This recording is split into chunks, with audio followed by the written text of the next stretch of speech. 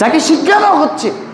মানুষের সৃষ্টি আল্লাহর মাধ্যমে হয় নাই, এটা বানরের, আগে বানর ছিল, এখন বিবর্তন হয়ে মানুষ হয়েছে। বলেন সে কি আল্লাহকে বিশ্বাস করবে? সে কি আল্লাহর আইনের ওপর শ্রদ্ধা রাখবে, বিশ্বাস রাখবে? রাখবে না।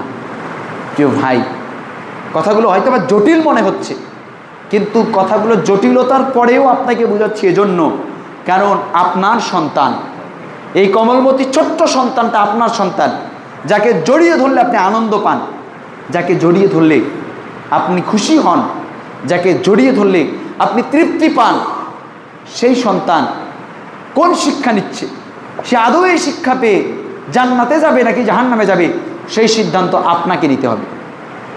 সেই সিদ্ধান্ত কাকে নিতে হবে? আপনাকে নিতে হবে। কারণ আপনি কি আপনার সন্তানকে ভালোবাসেন না? কি ভালোবাসেন কি বাসেন না? তাহলে নিঃসন্দেহে যদি সন্তানকে ভালোবাসি, তাহলে আমার সন্তানকে এমন শিক্ষা প্রদান করতে হবে যেন এই শিক্ষা পেয়ে আমার সন্তান জাহান্নামে না যায়। আজকে যেই তরুণদের চারিত্রিক নৈতিকতার অবক্ষয় ঘটেছে, যারা আজকে মোবাইল ফোন, অনলাইন আসক্তি, জুয়া ছাড়া আর কিছুই বুঝে না, বলেন এই প্রজন্মের এই অধঃপতন কি একদিনে হয়েছে? বলেন একদিনে হয়েছে? এর জন্য তারা যতটা না দায়ী, তার চেয়ে বেশিরভাগ দায়ী তার বাবা মা।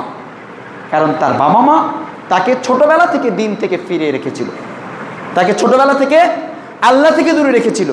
যেই সন্তানকে ছোটবেলা থেকে আল্লাহ সম্পর্কে, আল্লাহর দিন সম্পর্কে ধারণা দেওয়া হবে, সেই সন্তান কখনোই বিপদগামী হবে না।